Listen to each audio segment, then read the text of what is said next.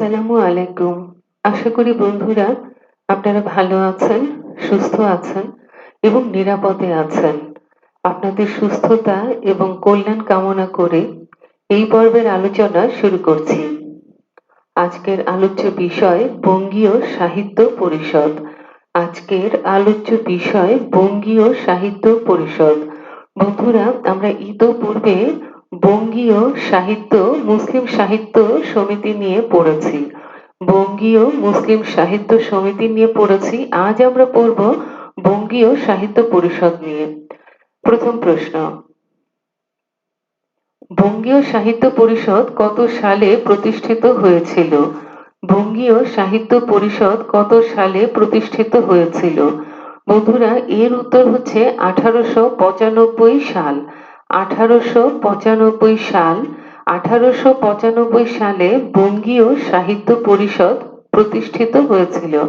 অর্থাৎ এই সংগঠনটি প্রতিষ্ঠিত হয়েছিল 1895 সালে। পরবর্তী প্রশ্ন, বঙ্গীয় সাহিত্য পরিষদ প্রতিষ্ঠার মূল উদ্দেশ্য কী ছিল? বঙ্গীয় সাহিত্য পরিষদ প্রতিষ্ঠার মূল উদ্দেশ্য কী ছিল? এর উত্তর হচ্ছে বাঙালি মধ্যবিত্তের সাহিত্য চর্চা এবং সাধনার পীঠভূমি হিসেবে। বাঙালি মধ্যবিত্তের সাহিত্য চর্চা ও সাধনার পীঠভূমি হিসেবে।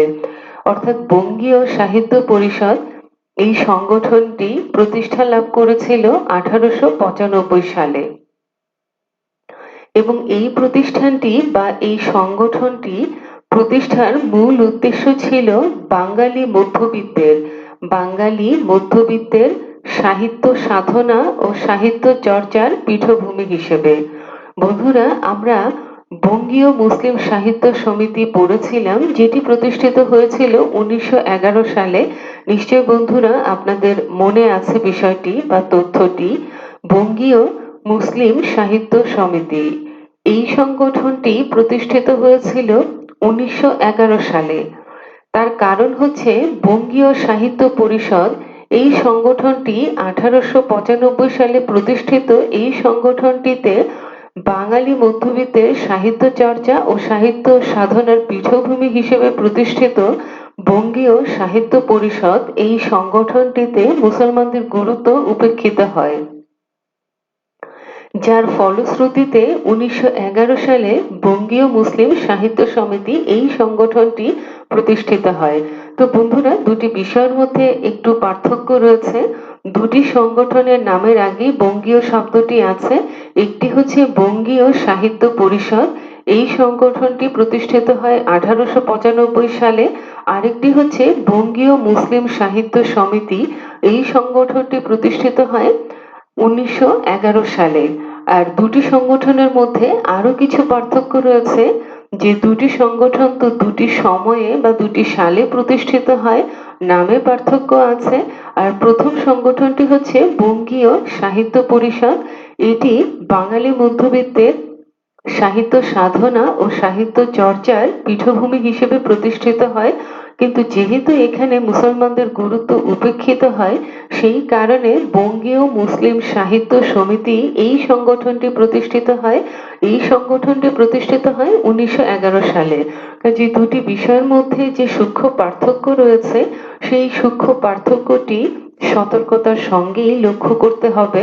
তা না হলে পরীক্ষার প্রশ্নপত্রে যখন প্রশ্নটি আসবে, উত্তর করাটা ভুল হয়ে যেতে পারে। আরো একবার আপনাদের জ্ঞাতার্থে জানাচ্ছি, বঙ্গীয় সাহিত্য পরিষদ এটির প্রতিষ্ঠাকাল 1895 সাল। বঙ্গীয় মুসলিম সাহিত্য সমিতি এটির প্রতিষ্ঠাকাল 1911 সাল। বন্ধুরা, আমরা পরবর্তী প্রশ্নে চলে যাই।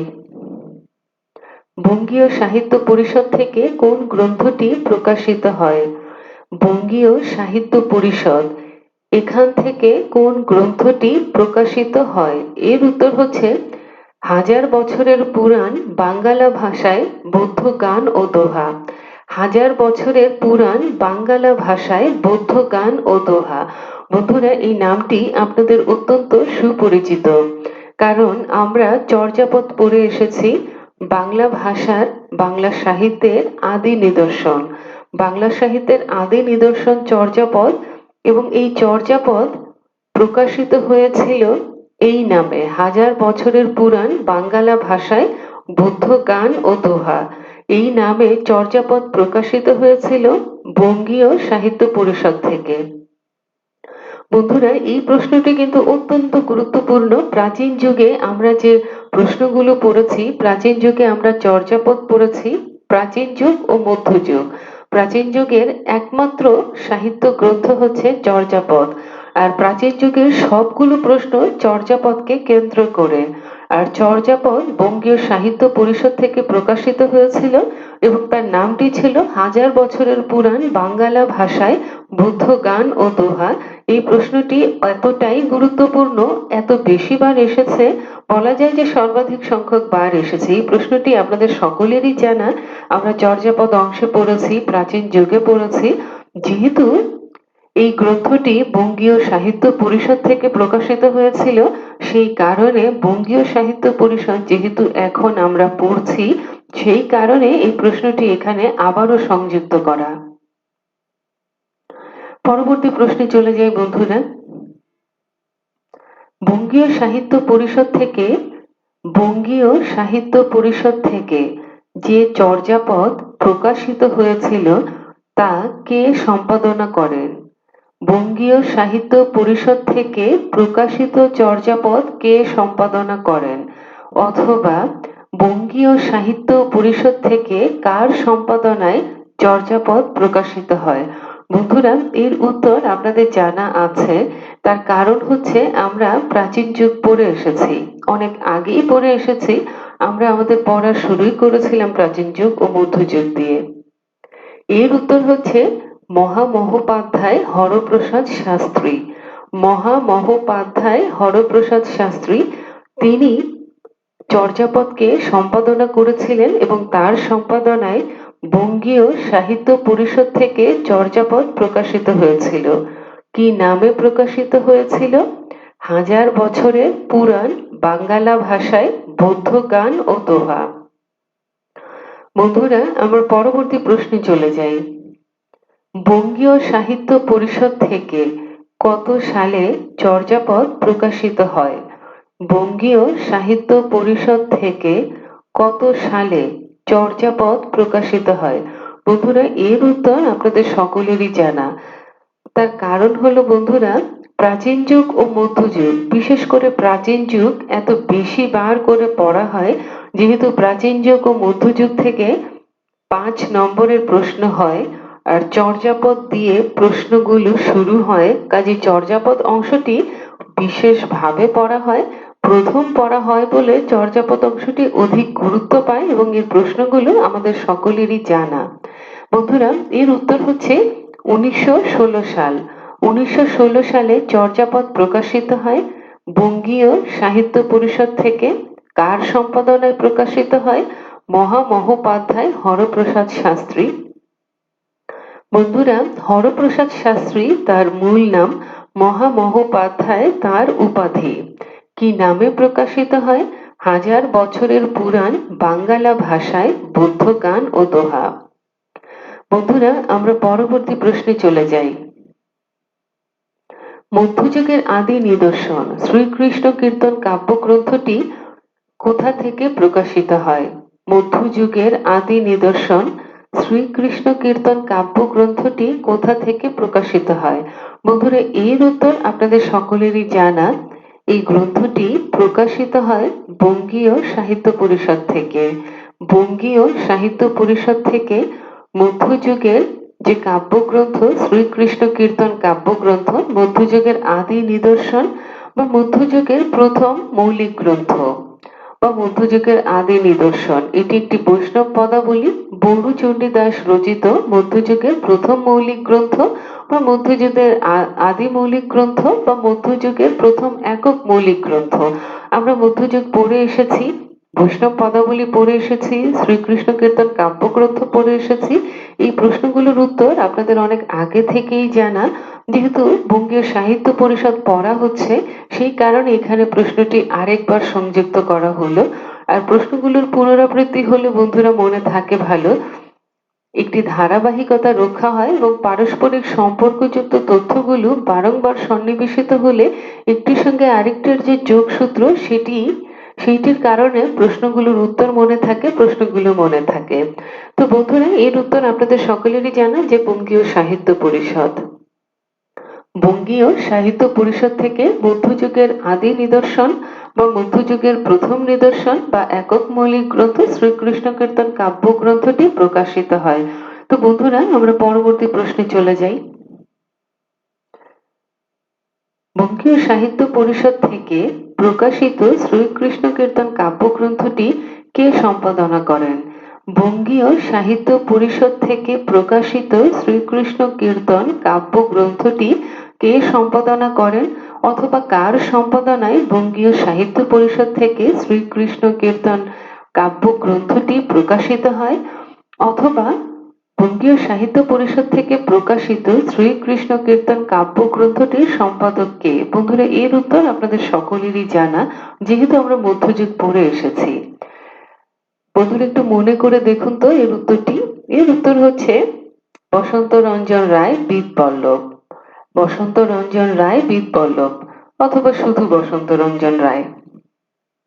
বন্ধুরা, আমরা পরবর্তী প্রশ্নে চলে যাই। বঙ্গীয় সাহিত্য পরিষদ থেকে কত সালে শ্রীকৃষ্ণ কীর্তন কাব্যগ্রন্থটি প্রকাশিত হয়? বঙ্গীয় সাহিত্য পরিষদ থেকে কত সালে শ্রীকৃষ্ণ কীর্তন কাব্যগ্রন্থটি প্রকাশিত হয়? বন্ধুরা, এর উত্তর হচ্ছে 1916 সাল, অর্থাৎ 1916 সালে চর্যাপদ প্রকাশিত হয়। 1916 সালে শ্রীকৃষ্ণ কীর্তন কাব্যগ্রন্থটি প্রকাশিত হয়। প্রকাশিত হয় কোন সংগঠন থেকে? এটি হচ্ছে বঙ্গীয় সাহিত্য পরিষদ। বঙ্গীয় সাহিত্য পরিষদ এই সংগঠনটি প্রতিষ্ঠিত হয় 1895 সালে। এই সংগঠনটি প্রতিষ্ঠার উদ্দেশ্য বা মূল লক্ষ্য কি ছিল? যাতে বাঙালি মধ্যবিত্ত সমাজ সাহিত্য চর্চা করতে পারে, তাদের সাহিত্য সাধনা করতে পারে। বাঙালি মধ্যবিত্তের সাহিত্য চর্চা ও সাহিত্য সাধনার পীঠভূমি হিসেবে 1895 সালে বঙ্গীয় সাহিত্য পরিষদ প্রতিষ্ঠিত হয়। আর এখান থেকেই 1916 সালে চর্যাপদ প্রকাশিত হয়।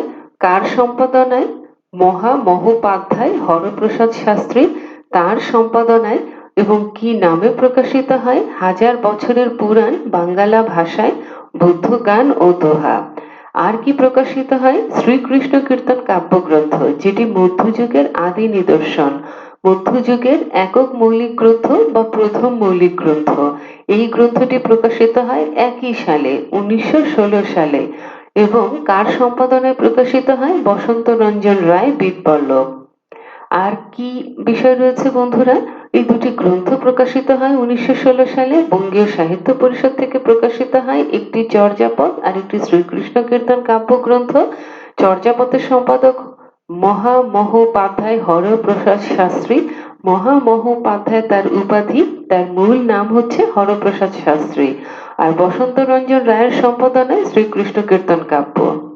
তো বন্ধুরা, বঙ্গীয় সাহিত্য পরিষদ থেকে এর বাইরে আর তেমন কোনো তথ্য পরীক্ষায় আসে না। এই তথ্যগুলো ইনশাল্লাহ আপনাদের পরীক্ষার প্রস্তুতির জন্য যথেষ্ট হবে।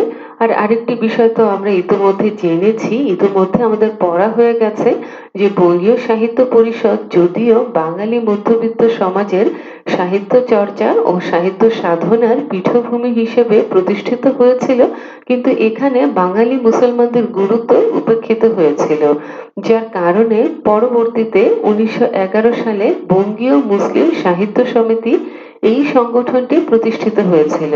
আর এই সংগঠনটি প্রতিষ্ঠিত করবার জন্য যারা অক্লান্ত পরিশ্রম করেছেন, অর্থাৎ এই সংগঠনটির যারা অন্যতম প্রতিষ্ঠাতা ব্যক্তিত্ব, তারা কে ছিলেন এই বিষয়গুলো আমাদের জানা আছে। আরো একবার পুনরাবৃত্তি করছি, সেই সব মহান মনীষীদের যারা বাঙালি মুসলমানদের সাহিত্য সাধনার জন্য একটি ক্ষেত্র তৈরি করে দিয়েছিলেন এবং বাঙালি মুসলমান সাহিত্যিকগণ সেখানে সাহিত্য চর্চা করতেন, সাহিত্য সাধনা করতেন এবং তাদের গ্রন্থগুলো প্রকাশিত হতো এবং বাংলা সাহিত্যকে তারা সমৃদ্ধ করেছিলেন। তারা নিজেরা অনন্য কিছু গ্রন্থাবলী রচনা করে বাংলা সাহিত্যে নিজেদেরকে প্রতিষ্ঠিত করেছিলেন। তাহলে বঙ্গীয় মুসলিম সাহিত্য সমিতি অন্যতম প্রতিষ্ঠাতা ব্যক্তিদের আমরা আরো একবার স্মরণ করছি। তারা হচ্ছেন ডক্টর মোহাম্মদ শহীদুল্লাহ, মোহাম্মদ মোজাম্মেল হক, কাজী ইমদাদুল হক, মাওলানা আকরাম খাঁ, কমরেড মুজাফর আহমদ। বন্ধুরা আরেকবার বলছি, ডক্টর মোহাম্মদ শহীদুল্লাহ, যিনি বহু ভাষাবিদ পণ্ডিত ব্যক্তি, ভাষা তত্ত্ববিদ, তিনি বাংলা সাহিত্যের ইতিহাস বিষয়ক একজন গবেষক। তিনি বাংলাদেশের আঞ্চলিক ভাষার অভিধান এই গ্রন্থটি সম্পাদনা করেছিলেন, যিনি বাংলাদেশের প্রথম মুসলমান কর্তৃক সম্পাদিত শিশু পত্রিকা আঙ্গুর এই পত্রিকাটি সম্পাদনা করেছিলেন। ডক্টর মোহাম্মদ শহীদুল্লাহকে আমরা পড়ে এসেছি। মুহাম্মদ মুজাম্মেল হক, তাকে আমরা জানি বন্ধুরা, তাকে আমরা পড়েছি, শান্তিপুরের কবি হিসেবে তিনি সুপরিচিত। জোহরা উপন্যাসের কথা নিশ্চয়ই মনে আছে এবং তার অসাধারণ সাহিত্য কর্মগুলো আমরা পড়ে এসেছি। কাজী ইমদাদুল হক, যার অত্যন্ত বিখ্যাত উপন্যাস আব্দুল্লাহ, ইনশাল্লাহ তাকে আমরা পড়ব। তৎকালীন বাঙালি মুসলিম মধ্যবিত্ত সমাজের কেন্দ্রকে, পটভূমিকে কেন্দ্র করে আব্দুল্লাহ উপন্যাসটি রচিত হয়েছিল এবং এইটি তুমুল জনপ্রিয়তা পেয়েছিল। কমরেড মুজাফর আহমদ, আর রয়েছেন মাওলানা আকরাম খাঁ। তো বন্ধুরা, এই পর্বের আলোচনা এখানেই শেষ হয়ে গেল। ইনশাল্লাহ এই পর্বের আলোচনা আপনাদের প্রস্তুতিতে সহায়ক ভূমিকা পালন করবে। বন্ধুরা, আমরা আশা করছি ইনশাল্লাহ আপনারা এই চ্যানেলটিকে সাবস্ক্রাইব করে দিবেন এবং বেল আইকনটিকে প্রেস করে দিবেন, যাতে করে নতুন কোনো বিষয়কে নিয়ে নতুন কোনো আলোচনা আপনাদের কাছে অতি দ্রুত পৌঁছে যায় এবং আপনারা কাল বিলম্ব না করে নিজেদের প্রস্তুতি গ্রহণ শুরু করতে পারেন। বন্ধুরা, একটি ধারাবাহিক ভাবে পূর্ণাঙ্গ প্রস্তুতি গ্রহণ করতে হবে, আর তার জন্য ধারাবাহিক ভাবেই একটি একটি করে বিষয়কে আয়ত্ত করতে হবে। তবেই কেবল একটি পূর্ণাঙ্গ প্রস্তুতি গ্রহণ করা সম্ভব। আর একটি পূর্ণাঙ্গ প্রস্তুতি কেবল পারে আপনাদেরকে সফলতার সোনালী সূর্যকে এনে দিতে আপনাদের কাছে। তো বন্ধুরা, এই পর্ব থেকে বিদায় নিব।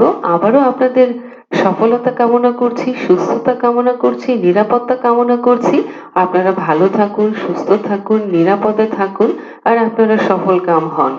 কারণ আপনাদের সফলতা মানে আমাদের সফলতা। আপনারা সফল হলেই আমাদের এই অক্লান্ত পরিশ্রম সার্থকতা লাভ করবে। তো আসসালামু আলাইকুম, আল্লাহ হাফিজ।